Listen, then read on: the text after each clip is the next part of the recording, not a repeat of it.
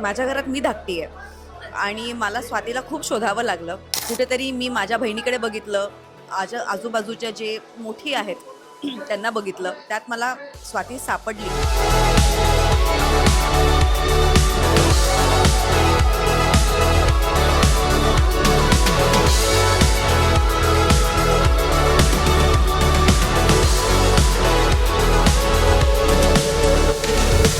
तर आपण आता आहोत नेहासोबत. नेहा, काय सांगशील तुला की आता इंटरव्हल झालाय पण सर्वत्र तिघी या चित्रपटाची चर्चा सुरू आहे, थोडे भाऊक पण झालेत प्रेक्षक आणि एक्साइटेड आहेत की पुढे काय होतंय नक्की. तर काय वाटतं?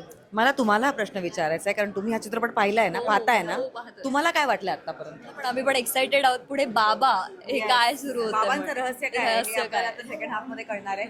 मी पण इरिस्पेक्टिव्ह चित्रपटाबद्दल एक आपण बस जेव्हा म्हणतो की काय वाटतंय लोकांना, एक्साइटमेंट आहे का तिघी बघण्याबद्दल, तर बस एका प्रकारे खूप करेक्ट होती असं आमच्या कानी येत होतं. पण आज जेव्हा आम्ही लोकांना पाहतोय तेव्हा कळतंय की मला वाटतं फिल्म कुठेतरी लोकांच्या मनात एक घर करतीये आणि लोकांना खूप आवडतीये.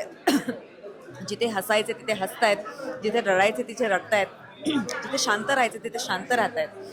तर खूप छान वाटतंय.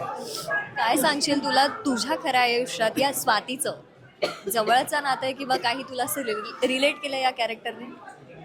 मला खरं तर नाही रिलेट केलं, कारण माझ्या घरात मी धाकटी आहे आणि मला स्वातीला खूप शोधावं लागलं आणि कुठेतरी मी माझ्या बहिणीकडे बघितलं, आजूबाजूच्या जे मोठी आहेत त्यांना बघितलं आणि त्यात मला स्वाती सापडली आणि मला वाटतं की मी जी स्वाती शोधली आहे, जी दाखवली आहे, ती लोकांपर्यंत पोचती आहे आणि लोकांना छान वाटते तिच्याकडे बघून.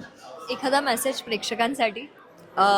तिघीबद्दल मी फक्त एवढं सांगू इच्छिते की मनापासनं चांगल्या लोकांनी येऊन एक चांगला चित्रपट बनवला आहे आणि खूप चांगले टीम आहे आमची आणि तुमचा प्रेम, तुमचा प्रतिसाद ह्याचीच कमी राहिली आहे. बाकी आमच्याकडनं आम्ही सगळं केलं आहे, तुम्हाला देऊ केलं आहे. तर तिघीला प्लीज आपलं बनवा आणि भरभरून प्रेम द्या. खूप खूप धन्यवाद आणि खूप खूप शुभेच्छा. Thank you so much.